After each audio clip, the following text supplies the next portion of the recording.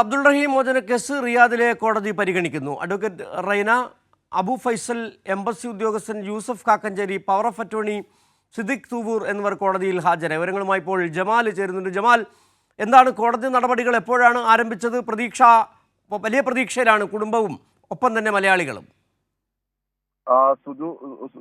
അല്പസമയം മുമ്പ് കോടതി നടപടികൾ ആരംഭിച്ചിട്ടുണ്ട്. ഈ റഹീമുമായി ബന്ധപ്പെട്ട കേസിന്റെ അന്തിമ നടപടികളാണ് ഇപ്പോൾ നടന്നുകൊണ്ടിരിക്കുന്നത്. ഏതാനും സമയത്തിനകം ഇത് സംബന്ധിച്ച അന്തിമ വിധി ഉണ്ടാകും എന്നാണ് പ്രതീക്ഷിക്കുന്നത്. ലോകത്തെങ്ങുമുള്ള മലയാളികൾ ഏറെ പ്രതീക്ഷയോടെ കാത്തിരിക്കുന്ന ഒരു വിധിയാണ് ഇന്നുണ്ടാകാൻ പോകുന്നത് എന്ന് തന്നെ വേണമെങ്കിൽ പറയാം.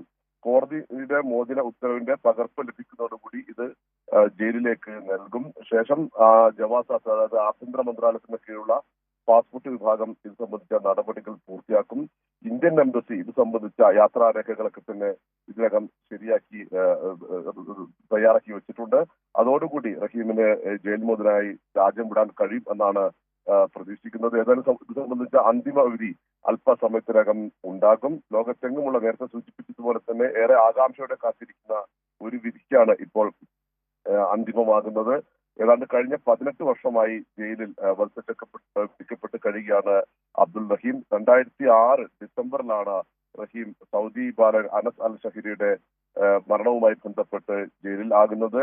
ജോലി ചെയ്തിരുന്ന വീട്ടിലെ ഭിന്നശേഷിക്കാരനായ ഈ ബാലന്റെ മരണവുമായി ബന്ധപ്പെട്ട്, കൊലപാതകവുമായി ബന്ധപ്പെട്ടാണ് റഹീം ജയിലാകുന്നത്. തുടർന്ന് 18 വർഷത്തോളമായി ഇപ്പോൾ ജയിലിൽ തന്നെ കഴിയുന്നു. റഹീമിന്റെ മോചനത്തിനായി നിരവധിയായ ശ്രമങ്ങൾ ഇതിനകം നടന്നിരുന്നു.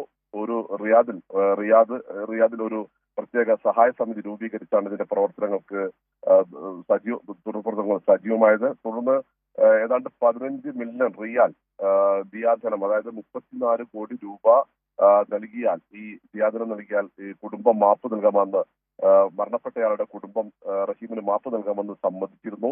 ഇത് സ്വരൂപിക്കുക വളരെ എളുപ്പമായിരുന്നില്ല. പക്ഷേ ലോകത്തെങ്ങുമുള്ള മലയാളികളുടെ വളരെ സജീവമായ ഇടപെടൽ, അങ്ങേറ്റം പ്രശംസിക്കപ്പെട്ട രീതിയിൽ തന്നെ ഈ 34 കോടി രൂപ ഏതാനും സമയങ്ങൾക്കുള്ളിൽ സ്വരൂപിക്കാൻ കഴിഞ്ഞിരുന്നു. അത് നമ്മൾ നേരത്തെ ഈ അന്തിമ വിധി വന്നു കഴിഞ്ഞാൽ എത്ര സമയമെടുക്കും മോചനത്തിന്? മറ്റ് നടപടിക്രമങ്ങൾ പൂർത്തിയാക്കാൻ അധികം വൈകുമോ?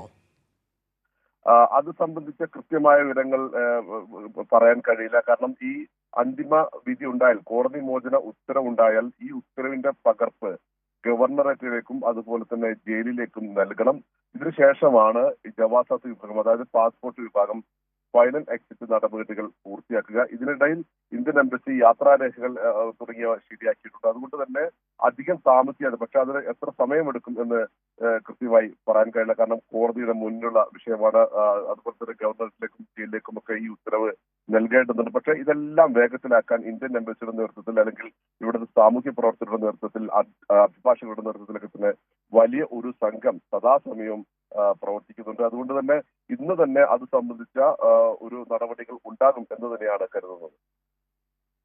ശരി, അബ്ദുൾ റഹീമിന്റെ മോചനവുമായി ബന്ധപ്പെട്ട് റിയാദ് കോടതി നടപടികൾ ആരംഭിച്ചു. അന്തിമ വിധി ഉണ്ടായാൽ റഹീമിന്റെ മോചനം ഉടൻ സാധ്യമാകുമെന്നുള്ള വിവരങ്ങളാണ് ജമാൽ പങ്കുവച്ചത്.